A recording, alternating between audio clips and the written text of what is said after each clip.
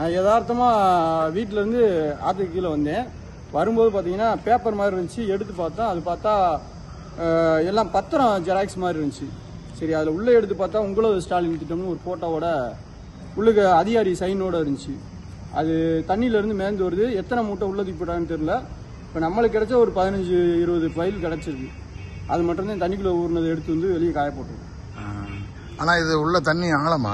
இது ஆழம் வந்து இப்ப 2-3 ஆள் மட்டும் இருக்கும். அது கீழே இப்ப புல்லுக்கு போட்டிருந்தாங்கன்னா நல்லா முடிச்சு கட்டி போட்டிருந்தாங்கன்னா வெளியே வர போறது இல்ல.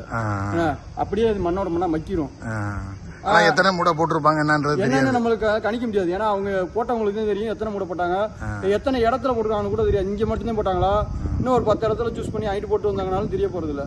ஏன்னா இது வந்து அதிகாரிகள் சைனோட இருக்கு. இப்ப அதிகாரி சைன் இல்லைன்னா கூட பிரச்சனை இல்ல. அதிகாரி சைனோட சைன் போட்டு போட்டிருக்காங்க. எந்தெந்த பகுதியில கொடுத்த முகாம்ல? இது வந்து கீழடி, கொந்தக, திருப்பூணம், நெல்முடிகரை, பூவந்தி, மடப்புறம் பஞ்சாயத்து எல்லாம் அப்படியே சரௌண்டிங் சிவகங்கை மாவட்டத்துக்குள்ள இருக்கு. எல்லா ஃபைலும் மேக்சிமம் லோக்கல்ல இருக்கிறது பூரா வருது. திருப்பணத்தை சரௌண்டிங் இருக்கிற பூரா.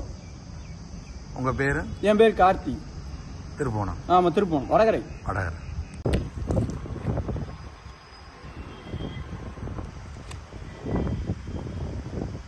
எப்படியும் மூட மூடையா போட்டிருப்பாங்களோ? மத்ததுனா உள்ள மூலி இருக்குமா அதுல? இது எவ்வளவு அடி ஆழம்? 2 ஆள் மட்டும் இருக்குமா? ஓ, அப்ப மூடையோட கட்டி கொண்டு வந்து போட்டா அவனும் தெரியாதுன்றீங்க?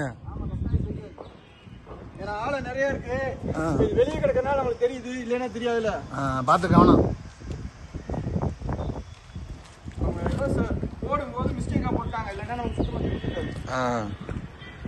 எல்லாத்துலயுமே அதிகாரிகள் சீல் வச்சு சைன் இருக்கும்.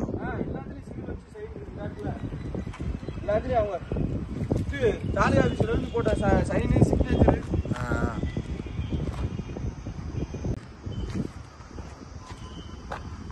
பிள்ளையார கரைக்கிறதுக்கு பதிலாக பையில கரைச்சு விட்டு போயிட்டாங்களோ?